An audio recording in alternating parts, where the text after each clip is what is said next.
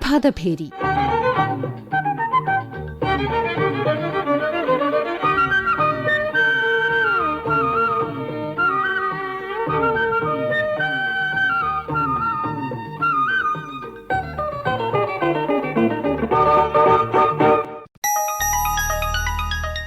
വാഹന പരിപാലനം കേൾക്കുമ്പോൾ നിസ്സാരമെന്ന് തോന്നുന്നുണ്ടാകും, അല്ലേ? പക്ഷേ അല്പം ഗൗരവമുള്ള വിഷയമാണ് ഇത്.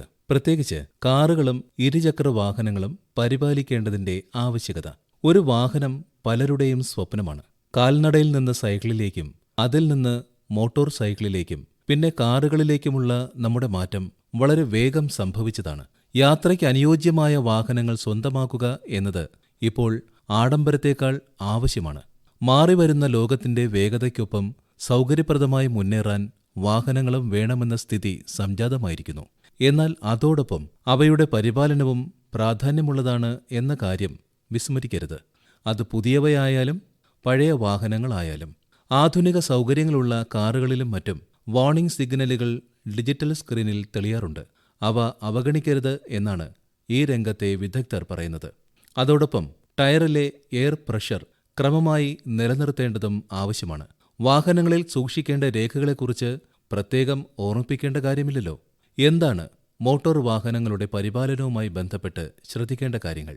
Retired deputy transport commissioner PM Shaji. വാഹനത്തിൽ സൂക്ഷിക്കേണ്ട രേഖകൾ ഏറ്റവും സ്വകാര്യ വാഹനങ്ങളാണെങ്കിൽ നിർബന്ധമായിട്ടും ഡ്രൈവറുടെ ലൈസൻസ് സൂക്ഷിക്കണം. Registration certificate, insurance certificate, pollution certificate, ഇതെല്ലാം നിർബന്ധമായിട്ടുണ്ടാണ്. പക്ഷെ ഇതിന്റെയൊക്കെ ഫോട്ടോ കോപ്പി കയ്യിൽ വെച്ചാലും അതല്ലെങ്കിൽ ഇന്ന് ഡിജിറ്റൽ ടെക്നോളജി വളർന്നുകൊണ്ട് പരിവാഹന്റെ ആപ്പ് വഴിയോ അല്ലെങ്കിൽ ഡിജി ലോക്കർ വഴിയോ കാണിച്ചാൽ മതിയാവും. സ്കാൻ ചെയ്ത് ഫോട്ടോ എടുത്ത് മൊബൈലിൽ സൂക്ഷിച്ചിട്ട് കാണിക്കാൻ ഇമേജ് ആയിട്ട് കാണിക്കാൻ പറ്റത്തില്ല.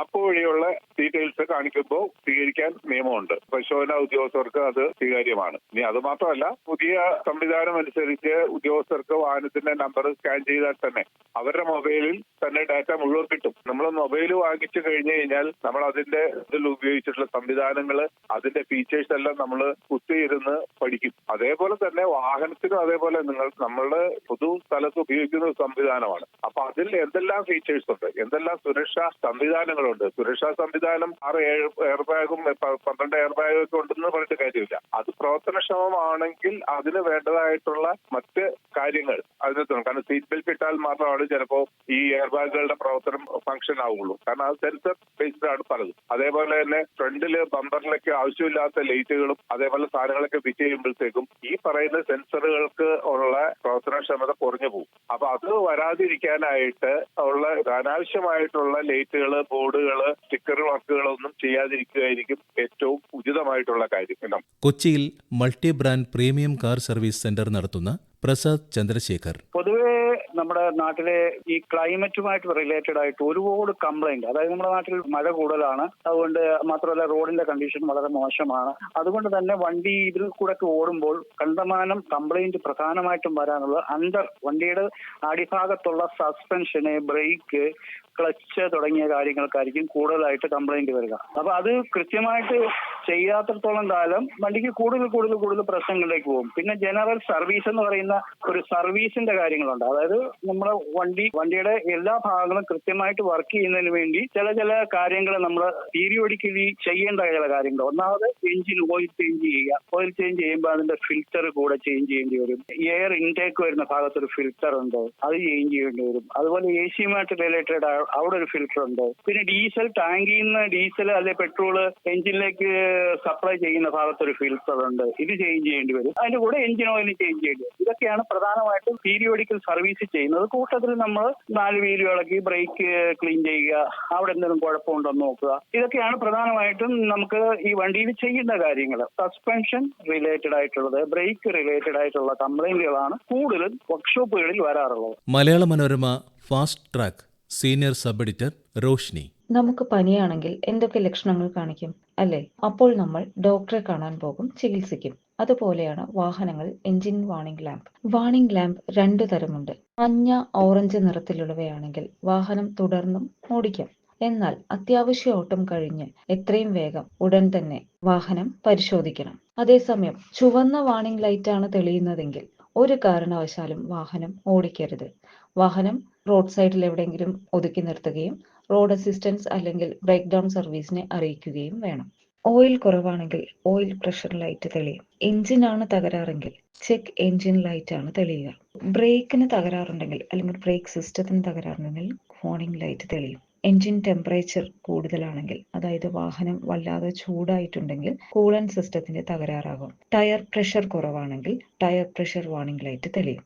ബ്രേക്ക് പാഡ് തേഞ്ഞു പോയിട്ടുണ്ടെങ്കിൽ ബ്രേക്ക് പാഡ് ഇൻഡിക്കേറ്റർ ലൈറ്റ് തെളിയും. അതുപോലെ പവർ സ്റ്റിയറിംഗിന്റെ തകരാറാണെങ്കിൽ സ്റ്റിയറിംഗ് വീൽ ലൈറ്റ് ആണ് തെളിയുക. കാറുകളിൽ മാത്രമല്ല ഇരുചക്ര വാഹനങ്ങളിലും വാർണിംഗ് ലാമ്പുകളുണ്ട്. മിക്ക സ്കൂട്ടറുകളും അല്ലെങ്കിൽ ഇരുചക്ര വാഹനങ്ങളെല്ലാം ഡിജിറ്റൽ ക്ലസ്റ്റർ ആണ്. നമുക്കിത് ബ്ലൂടൂത്ത് വഴി ഫോണായിട്ട് കണക്ട് ചെയ്യാനും പറ്റും. അപ്പോൾ വാർണിംഗ് ലാമ്പ് നമുക്ക് ക്ലസ്റ്ററിൽ മാത്രമല്ല ഫോണിലും അതാത് കമ്പനിയുടെ ആപ്പ് നോക്കിക്കഴിഞ്ഞാൽ അതിലും തെളിയും. Car reviewer Neeraj Mohan. ഒരു കാറിന്റെ ടയർ പ്രഷർ, കാറിന്റെ ആയാലും ബൈക്കിന്റെ ആയാലും ടയർ പ്രഷർ നമ്മൾ അത്രയും സൂക്ഷിച്ച് കൈകാര്യം ചെയ്യേണ്ട ഒരു സംഭവമാണ്. ഫസ്റ്റ് എന്ന് പറഞ്ഞാൽ നമ്മുടെ ടയറിന്റെ പ്രഷർ കുറച്ച് അങ്ങോട്ടും ഇങ്ങോട്ടും മാറിയാൽ നമ്മുടെ ടയറിന്റെ ത്രെഡ് പോകുന്നതിന്റെ ആ ഒരു മാർജിൻ അത് കൂടുകയും കുറയും ചെയ്യും. അതായത് ഇപ്പൊ തീരെ കാറ്റില്ലെങ്കിൽ നമ്മുടെ ടയറിന്റെ നടുഭാഗമാണ് കൂടുതൽ നമ്മൾ റോഡിനായിട്ട് കോൺടാക്ട് ആവുന്നത്. അപ്പോൾ ആ ഒരു ചെറിയൊരു പ്രഷറിൽ നമ്മൾ വണ്ടി മുന്നോട്ട് പോകുമ്പോൾ ആ ഒരു നടുഭാഗത്തിന് നല്ല രീതിയിലുള്ള തേയ്മാനം ഉണ്ടാവാനുള്ള ചാൻസ് ഉണ്ട്. പ്രോപ്പർ ടയർ പ്രഷർ മെയിൻറ്റെയിൻ ചെയ്തില്ലെങ്കിൽ അണീവനായിട്ട് നമ്മുടെ ടയറിന് തേയ്മാനം വരുന്നത് ഒരു പ്രശ്നമാണ്. ഈ ടയർ ഇത്രയും സർഫസ് ഏരിയ നമ്മൾ റോഡിൽ കവർ ചെയ്യുന്നതുകൊണ്ട് തന്നെ നല്ല രീതിയിൽ വണ്ടി വർക്ക് ചെയ്യും, നല്ല രീതിയിൽ ഫ്യൂവൽ കൺസ്യൂം ചെയ്യും. അതുകൊണ്ട് എന്താവും നമ്മുടെ വണ്ടിയുടെ മൈലേജ് കുറയും. അപ്പോൾ പ്രോപ്പറായിട്ട് ടയർ പ്രഷർ മെയിൻറ്റെയിൻ ചെയ്തില്ലെങ്കിൽ മൈലേജ് കുറയുന്നത് one of the major issues ആണ്. വേറൊരു വലിയ പ്രശ്നം എന്ന് പറയുന്നത് ഇതേ ടയറിൽ നമ്മൾ ഹൈവേയിലൊക്കെ പോയി കഴിഞ്ഞാൽ നല്ല രീതിയിൽ സ്പീഡ് എടുത്തു കഴിഞ്ഞാൽ ടയർ ഈസി ആയിട്ട് ബേസ്റ്റ് ആവാനുള്ള ചാൻസും ഉണ്ട്. അറിയാലോ, ടയർ ബേസ്റ്റ് ആയി കഴിഞ്ഞാൽ നമ്മൾ എങ്ങോട്ട് സ്റ്റിയറിംഗ് നമ്മൾ അങ്ങോട്ടും ഇങ്ങോട്ടും കൺട്രോൾ ചെയ്താലും നമ്മുടെ കയ്യിൽ നിൽക്കത്തില്ല. നല്ല രീതിയിലുള്ള അപകടങ്ങൾക്കും നല്ല രീതിയിൽ ചാൻസ് ഉണ്ട്. ഇതേ സംഭവം തന്നെ ബൈക്കിന്റെ കേസിൽ ചില വണ്ടികളിലൊക്കെ തീരെ ത്രെഡ് ഇല്ലാണ്ട് തന്നെ കംപ്ലീറ്റ് ആയിട്ട് ഇങ്ങനെ മൊട്ടയായിട്ട് കൊണ്ടു നടക്കുന്ന കുറെ ആൾക്കാരെ കാണലുണ്ട്. ഇതിലെ ഫസ്റ്റ് പ്രശ്നം വരുന്നത് നമുക്ക് വണ്ടിയിൽ ബാക്ക് ബ്രേക്ക് പിടിച്ചാൽ വണ്ടി സ്ലിപ്പ് ആവാനുള്ള ഏറ്റവും ചാൻസ് എന്താണ്? ടയർ മൊട്ടയായ അത് നമുക്കൊരു ബേസിക് കോമൺ സെൻസ് ആണ്. അപ്പൊ അത്രയും ത്രെഡ് വെയിറ്റ് ചെയ്ത് ഉള്ളിലത്തെ ത്രെഡ് വരെ കാണുന്ന രീതിയിൽ അങ്ങനെ വെക്കരുത്. അതിന് മുന്നേ തന്നെ ടയർ മാറ്റാൻ നോക്കണം. ആ സമയത്ത് നമ്മൾ പ്രോപ്പറായിട്ട് നമ്മൾ ടയറിന്റെ പ്രഷർ നമുക്ക് എന്താണോ മാനുവലിൽ പറഞ്ഞ ആ പ്രഷറിനെ നമ്മൾ മെയിൻറ്റെയിൻ ചെയ്താൽ മതി. നമ്മൾ കൂടുതലോ കുറവോ ഒന്നും അത്ര വലിയതായിട്ട് നമ്മൾ ആലോചിക്കേണ്ട കാര്യമില്ല.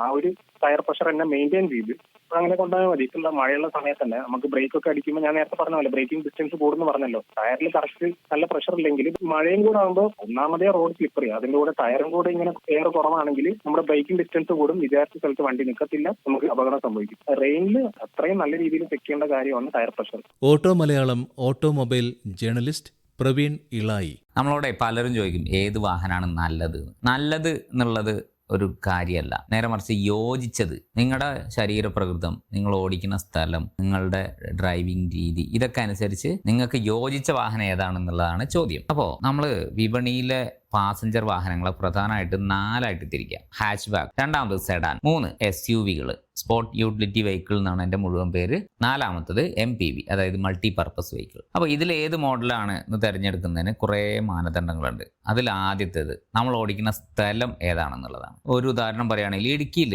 കുറച്ച് ദുർഘടം പിടിച്ച സ്ഥലത്താണ് നിങ്ങളുടെ താമസമെങ്കിൽ അവിടെ ഗ്രൗണ്ട് ക്ലിയറൻസ് കൂടിയ വാഹനമാണ് വേണ്ടത്. അപ്പോൾ നമുക്ക് സെഡാൻ ടൈപ്പ് വാഹനങ്ങൾ പറ്റില്ല. ഇനിയിപ്പോൾ നഗരത്തിലാണ് താമസിക്കുന്നത്, അപ്പോൾ വലിയ SUV-കളൊക്കെ കൊണ്ടു നടക്കുക എന്ന് പറഞ്ഞാൽ നമുക്ക് ഈ ട്രാഫിക്കിൽ ഭയങ്കര ബുദ്ധിമുട്ടാണ്, പാർക്ക് ചെയ്യാൻ ബുദ്ധിമുട്ടാണ്, ട്രാഫിക്കിൽ ചിലപ്പം ഈസി ആയിട്ട് ഓടിക്കാൻ പറ്റില്ല.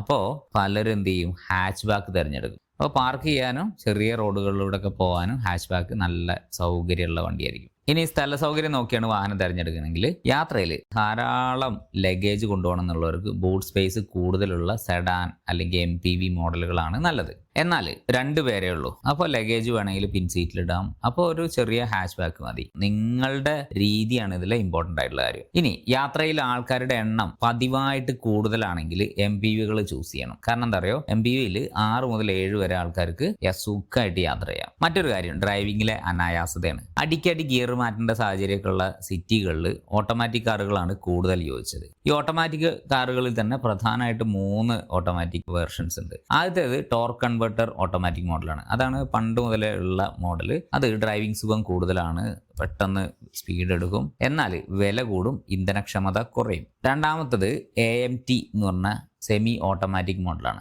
ഈ AMT-കളിൽ ക്ലച്ച് ചവിട്ടി ഗിയർ മാറ്റേണ്ട ആവശ്യമില്ല. അതുകൊണ്ട് ഒരു ഓട്ടോമാറ്റിക്കിന്റെ ഫീലും കിട്ടും, എന്നാൽ മാനുവൽ ഗിയറിന്റെ ഇന്ധനക്ഷമതയുണ്ട്. അതുകൊണ്ടാണ് മാനുവൽ ഗിയർ മോഡലുകളുടെ അതേ ഇന്ധനക്ഷമത AMT മോഡലുകൾക്ക് കിട്ടും. തിരക്കുള്ള നിരത്തുകളിൽ അമിത വേഗതയിൽ വാഹനമോടിച്ച് ഡ്രൈവിംഗ് വൈദഗ്ധ്യം മറ്റുള്ളവരുടെ മുന്നിൽ പ്രദർശിപ്പിക്കുന്ന ചിലരുണ്ട്. കാറോ ബൈക്കോ സ്വന്തമാക്കുന്നത് മറ്റുള്ളവരെ ബോധ്യപ്പെടുത്താനല്ലെന്നും മത്സരിക്കാനല്ല റോഡിൽ ഇറങ്ങുന്നത് എന്നും ഇത്തരക്കാർ ചിന്തിക്കുന്നത് നല്ലതായിരിക്കും. യാത്ര ചെയ്യുന്ന വാഹനത്തിന്റെ ചെറിയ പിഴവുകൾക്ക് ചിലപ്പോൾ വലിയ വില നൽകേണ്ടി വരും. ട്രാഫിക് നിയമങ്ങൾ പാലിക്കുന്നത് പോലെ തന്നെ പ്രാധാന്യമുള്ളതാണ് വാഹനങ്ങളുടെ ശരിയായ പരിപാലനവും. കാരണം റോഡ് എന്ന പൊതു ഇടത്തിലൂടെ നീങ്ങുന്നത് നമ്മുടെ വാഹനം മാത്രമല്ലല്ലോ.